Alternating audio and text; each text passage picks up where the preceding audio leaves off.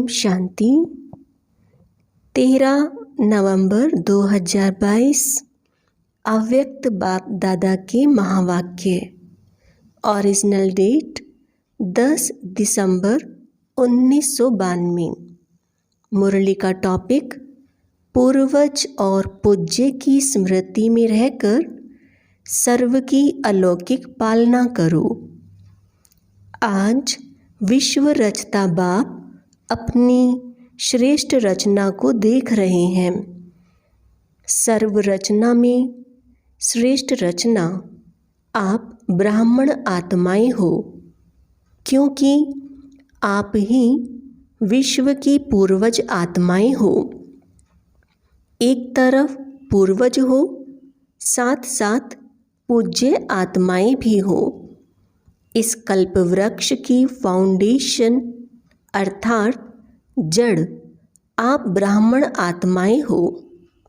इस वृक्ष के मूल आधार तना भी आप हो। इसलिए आप सर्व आत्माओं के लिए पूर्वज हो। सृष्टि चक्र के अंदर जो विशेष धर्म पिता कहलाए जाते हैं, उन धर्म पिताओं को भी आप पूर्वज आत्माओं द्वारा ही बाप का संदेश प्राप्त होता है, जिस आधार से ही समय प्रमाण वो धर्म पिताएं अपने धर्म की आत्माओं प्रति संदेश देने के निमित्त बनते हैं। जैसे ब्रह्मा बाप ग्रेट ग्रेट ग्रैंडफादर है, तो ब्रह्मा के साथ आप ब्राह्मण आत्माएं भी साथी हो। इसलिए आप पूर्वज आत्माएं गाई हुई हो। पूर्वज आत्माओं का डायरेक्ट चाहे इनडायरेक्ट सर्व आत्माओं से कनेक्शन है। जैसे वृक्ष की सर्व टालियों का संबंध जड़ से व तना से जरूर होता है। चाहे किसी भी धर्म की छोटी व बड़ी टालियाँ हों, लेकिन संबंध स्वतः ही होता है। तो पूर्वज हुए ना। आधा कल्प राज्य अधिकारी बनने के बाद फिर पूज्य आत्माएं बनते हो। पूज्य बनने में भी आप आत्माओं जैसी पूजा और किसी भी धर्म के आत्माओं की नहीं होती। जैसे आप पूज्य आत्माओं की विधि पूर्वक पूजा होती है, ऐसे कोई धर्म पिता की भी पूजा नहीं होती। बाप के कार्य में जो आप ब्राह्मण साथी बनते हो, उन्हों की भी देवता व देवी के रूप में विधि पूर्वक पूजा होती है। और कोई भी धर्म पिता के साथ ही धर्म की पालना करने वाली आत्माओं की विधि पूर्वक पूजा नहीं होती। गायन होता है, स्टैचू बनाते हैं, लेकिन आप जैसे पूज्य नहीं बनते। आपका गायन भी होता है तो पूजा भी होती है। गायन की विधि भी आप ब्राह्मण आत्माओं की सबसे न्यारी है।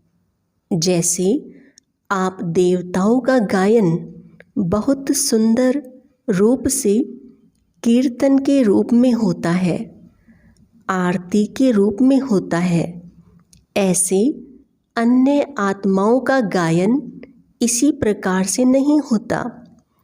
ऐसे क्यों होता? क्योंकि आप श्रेष्ठ रचना पूर्वज और पूज्य हो। आदि आत्माएं आप ब्राह्मण आत्माएं हो, क्योंकि आदिदेव ब्रह्मा के सहयोगी श्रेष्ठ कार्य के निमित्त बने हो। अनादि रूप में भी परम आत्मा के अति समीप रहने वाले हो। आत्माओं का जो चित्र दिखाते हो, उसमें सबसे समीप आत्माएं कौन सी दिखाते हो? उसमें आप हो। तो अनादि रूप में भी अति समीप हो, जिसको डबल विदेशी कहते हैं, नियरेस्ट और डियरेस्ट। ऐसे अपने को समझते हो। पूर्वज का क्या काम होता है? पूर्वज सभी की पालना करते हैं। बड़ों की पालना ही प्रसिद्ध होती है। तो आप सभी पूर्वज आत्माएं सर्व आत्माओं की पालना कर रहे हो, या सिर्फ अपने आने वाले स्टूडेंट्स की पालना करते हो, व संबंध संपर्क वाली आत्माओं की पालना करते हो? सारे विश्व की आत्माओं के पूर्वज हो, वह सिर्फ ब्राह्मण आत्माओं के पूर्वज हो? जो जड़ व तना होता है वह सारे वृक्ष के लिए होता है, वह सिर्फ अपने तना के लिए ही होता है? सब टाल टालियों के लिए होता है ना? जड़ अथवा तना द्वारा सारे वृक्ष के पत्तों को पानी मिलता है, वह सिर्फ थोड़ी टाल टालियों को पानी मिलता है? सबको मिलता है ना? लास्ट वाले पत्तों को भी मिलता है। इतना बेहद का नशा है, वह बेहद से हद में भी आ जाते हो। कितनी सेवा करनी है, हर एक पत्ते को पानी देना है, अर्थात सर्व आत्माओं की पालना करने के निमित्त हो। किसी भी धर्म की आत्माओं को मिलते हो व देखते भी हो तो हे पूर्वज आत्माएं ऐसे अनुभव करती हो कि यह सब आत्माएं हमारे ग्रेट ग्रेट ग्रैंडफादर की वंशावली हैं। हम ब्राह्मण आत्माएं भी मास्टर ग्रेट ग्रेट ग्रैंडफादर हैं, अर्थात पूर्वज हैं। यह सब हमारे हैं। वह सिर्फ ब्राह्मण आत्माएं हमारी हैं। जब भाई भाई कहते हैं तो आप पूर्वज आत्माएं बड़े भाई अर्थात बाप समान हो। इस स्मृति को ही प्रैक्टिकल लाइफ में अनुभव करना है और कराना है। आप सभी पूर्वज आत्माओं की पालना का स्वरूप क्या है? लौकिक जीवन में भी पालना का आधार क्या होता है? पालना करना अर्थात किसी को भी शक्तिशाली बनाना। किसी भी विधि से, साधन से पालना द्वारा शक्तिशाली बनाते, चाहे भोजन द्वारा, चाहे पढ़ाई द्वारा। लेकिन पालना का प्रत्यक्ष स्वरूप आत्मा में शक्ति, शरीर में शक्ति आती है। तो पालना का प्रत्यक्ष स्वरूप हुआ शक्तिशाली बनाना। आप पूर्वज आत्माओं के पालना की विधि क्या है? अलौकिक पालना का स्वरूप है स्वयं में बाप द्वारा प्राप्त हुई सर्व शक्तियाँ अन्य आत्माओं में भरना। जिस आत्मा को जिस शक्ति की आवश्यकता है उसकी उस समय उस शक्ति द्वारा पालना करना। ऐसी पालना करनी आती है? पूर्वज तो हो ना? सभी पूर्वज आत्माएं हो कि छोटे हो? सभी पूर्वज हैं या कोई कोई विशेष आत्माएं हैं? तो पूर्वजों को पालना करनी आती है ना? सिर्फ सेंटर की पालना करते हो या सारे विश्व के आत्माओं की पालना करते हो? सिर्फ प्रवृत्ति की पालना करते हो या विश्व की पालना करते हो? वर्तमान समय आप पूर्वज आत्माओं के पालना की सर्व आत्माओं को आवश्यकता है। समाचार तो सब इंटरेस्ट से सुनते हो कि क्या क्या हो रहा है। अयोध्या की घटना के बाद कई स्थानों से हिंसा के समाचार मिल रहे हैं, लेकिन पूर्वज आत्माओं ने समाचार सुनने के बाद सर्व की पालना की। अशांति के समय आप पूर्वज आत्माओं का और विशेष कार्य स्वतः ही हो जाता है। तो हे पूर्वज, अपने पालना की सेवा में लग जाओ।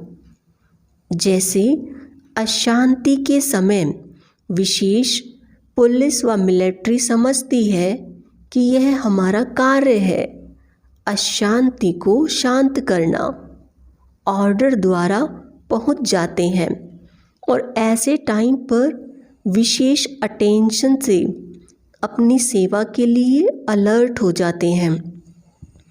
आप सबने हलचल का समाचार तो सुना, लेकिन सेवा में अलर्ट हुए व सुनने का ही आनंद लिया। अपना पूर्वज पर स्मृति में आया। सभी आत्माओं की शांति की शक्ति से पालना की, या यही सोचते रहे यहाँ यह हुआ वहाँ यह हुआ। विशेष आत्माओं की ऐसे समय पर सेवा की अति आवश्यकता है। अपनी वृत्ति द्वारा, मनसा शक्ति द्वारा विशेष सेवा की व जैसे विधि पूर्वक याद में रहते हो, सेवा करते हो, उसी रीति ही किया। आप रूहानी सोशल वर्कर भी हो, तो रूहानी सोशल वर्कर ने अपनी विशेष एक्स्ट्रा सोशल सेवा की, इतनी अपनी जिम्मेवारी समझी, या प्रोग्राम मिलेगा तो करेंगे। ऐसे समय पर सेकंड में अपनी सेवा पर अलर्ट हो जाना चाहिए। यही आप पूर्वज आत्माओं की जिम्मेवारी है। अभी भी विश्व में हलचल है और यह हलचल तो समय प्रति समय बढ़नी ही है। आप आत्माओं का फर्ज है ऐसे समय पर आत्माओं में विशेष शांति की, सहन शक्ति की हिम्मत भरना। लाइट हाउस बन सर्व को शांति की लाइट देना। समझा क्या करना है? अभी अपनी जिम्मेवारी व फर्ज अदाई और तीव्र गति से पालन करो, जिससे आत्माओं को रूहानी शक्ति की राहत मिले। जलते हुए दुख की अग्नि में शीतल जल भरने का अनुभव करें। यह फर्ज अदाई कर सकते हो, दूर से भी कर सकते, या जब सामने आएंगे तब करेंगे। कर तो रहे हो, लेकिन अभी और जैसे हलचल तेज होती जाती है तो आपकी सेवा भी और तेज हो। समझा पूर्वजों की पालना क्या है? ऐसे नहीं कि पूर्वज हैं लेकिन पालना नहीं कर सकते। पूर्वज का काम ही है पालना द्वारा शक्ति देना। श्रेष्ठ शक्तिशाली स्थिति द्वारा परिस्थिति को पार करने की शक्ति अनुभव कराओ। अच्छा, चारों ओर की सर्व आदिदेव ब्रह्मा की मददगार आदि आत्माओं को, सर्व आत्माओं के फाउंडेशन पूर्वज आत्माओं को सदा सर्व आत्माओं प्रति बेहद सेवा की श्रेष्ठ वृत्ति रखने वाली आत्माओं को, सर्व रूहानी सोशल सेवाधारी आत्माओं को बाप दादा का याद प्यार और नमस्ते। दादियों से मुलाकात। वर्तमान समय अशांत आत्माओं को शांति देना यही सभी का विशेष कार्य है। रहम दिल बाप के बच्चों को सर्व आत्माओं के प्रति रहम आता है ना। रहम दिल क्या करता है? रहम का अर्थ ही है किसी भी प्रकार की हिम्मत देना, निर्बल आत्मा को बल देना। तो आत्माओं के दुख का संकल्प तो मास्टर सुखदाता आत्माओं के पास पहुंचता ही है। जैसे वहाँ दुख की लहर है, ऐसे ही विशेष आत्माओं में सेवा की विशेष लहर चले। देना है, कुछ करना है, क्या किया, वो हर एक को सेवा का एक्स्ट्रा चार्ट चेक करना चाहिए। जैसे साधारण सेवा चलती है वो तो चलती है, लेकिन वर्तमान समय वायुमंडल द्वारा, वृत्ति द्वारा सेवा का विशेष अटेंशन रखो। इसी से स्व की स्थिति भी स्वतः ही शक्तिशाली हो जाएगी। ऐसी लहर फैलाई है, विश्व के राजे बनते हैं तो सर्व आत्माओं के प्रति लहर होनी है ना। वंचित कोई आत्मा ना रह जाए, चाहे अन्य धर्म की आत्माएं हों लेकिन है तो अपनी वंशावली, चाहे कोई भी धर्म की आत्माएं हैं लेकिन जड़ तो एक ही है। यह लहर है, नहीं है? Attention please. अव्यक्त बाप दादा की पर्सनल मुलाकात। व्यर्थ के प्रभाव से आने वाले नहीं, अपना श्रेष्ठ प्रभाव डालने वाले बनो। सदा अपने को पुरुषार्थ में आगे बढ़ने वाली आत्मा हूँ ऐसे अनुभव करते हो।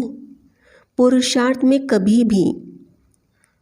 कभी भी ठहरती कला, कभी उतरती कला ऐसा नहीं होना चाहिए। कभी बहुत अच्छा, कभी थोड़ा अच्छा, ऐसा नहीं। सदा बहुत अच्छा, क्योंकि समय कम है और संपूर्ण बनने की मंजिल श्रेष्ठ है, तो अपने भी पुरुषार्थ की गति तीव्र करनी पड़े। पुरुषार्थ की तीव्र गति की निशानी है कि वह सदा डबल लाइट होगा, किसी भी प्रकार का बोझ नहीं अनुभव करेगा।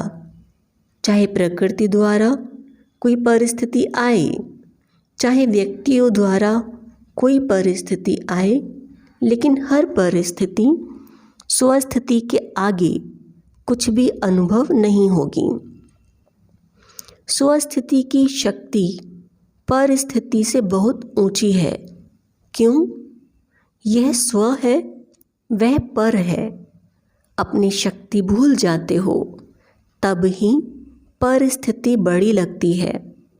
सदा डबल लाइट का अर्थ ही है कि लाइट अर्थात ऊंचे रहने वाले।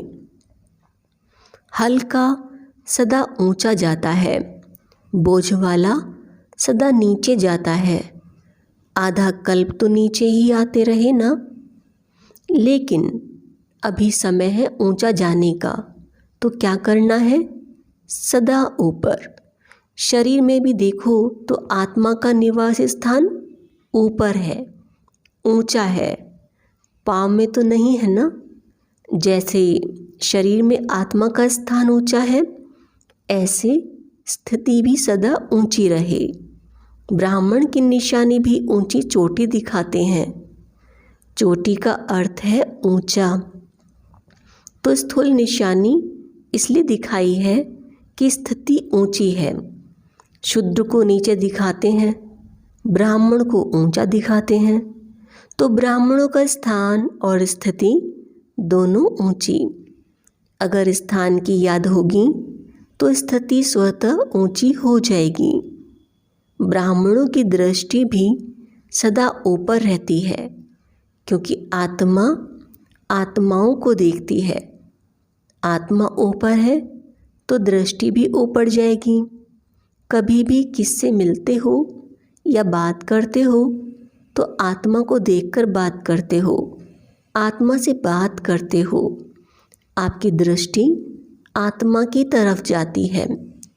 आत्मा मस्तक में है ना, तो ऊंची स्थिति में स्थित रहना सहज है। जब ऐसी स्थिति हो जाती है तो नीचे की बातों से, नीचे के वायुमंडल से सदा ही दूर रहेंगे। उसके प्रभाव में नहीं आएंगे। अच्छा, प्रभाव पड़ता है या खराब भी पड़ जाता है? अगर प्रवृत्ति में खराब वायुमंडल हो फिर क्या करते हो? प्रभावित होते हैं। खराब को अच्छा बनाने वाले हो या प्रभाव में आने वाले हो? क्योंकि माया भी देखती है कि अच्छा, उंगली तो पकड़ ली है, उंगली के बाद हाथ पकड़ेगी, हाथ के बाद पाँव पकड़ लेगी, इसलिए प्रभाव में नहीं आना। प्रभाव में आने वाले नहीं, श्रेष्ठ प्रभाव डालने वाले। तो ब्राह्मण आत्मा अर्थात सदा डबल लाइट, ऊंचे रहने वाले, इसी स्मृति से उड़ते चलो। अच्छा, सभी खुश रहते हो ना? दुख की लहर तो नहीं आती? क्योंकि जो दुख धाम छोड़ चले उनके पास दुख की लहर कैसे आ सकती? संगम पर दुख धाम और सुख धाम दोनों का ज्ञान है। दोनों के नॉलेजफुल शक्तिशाली आत्माएं हैं। गलती से भी दुख धाम में जा नहीं सकते। सदा खुश रहने वालों के पास दुख की लहर कभी आ नहीं सकती। अच्छा, सेवा और स्व उन्नति दोनों का बैलेंस रखो। ऐसे नहीं सेवा में मस्त हो गए तो स्व उन्नति भूल गए। सेवा का शौक ज़्यादा है, लेकिन दोनों का बैलेंस, समझा? अच्छे चल रहे हैं, लेकिन सिर्फ अच्छे तक नहीं रहना और अच्छे ते अच्छे। वरदान, अपने जीवन को हीरे समान वैल्यूबल बनाने वाले स्मृति और विस्मृति के चक्कर से मुक्त भव। यह संगम युग स्मृति का युग है और कलयुग विस्मृति का युग है। अगर अपने श्रेष्ठ पाठ, श्रेष्ठ भाग्य की सदा स्मृति है तो हीरे समान वैल्यूबल हो, और अगर विस्मृति है तो पत्थर हो। यह स्मृति और विस्मृति का खेल है। संगम युग के रहवासी कभी कलयुग के चक्कर लगाने जा नहीं सकते। अगर थोड़ा भी बुद्धि गई तो चक्कर में फंस जाएंगे, क्योंकि कलयुग में बहुत रौनक है, लेकिन वह रौनक धोखा देने वाली है। स्लोगन, अपनी कर्मेंद्रियों को लो और ऑर्डर प्रमाण चलाने वाले ही सच्चे राजयोगी हैं। ओम शांति।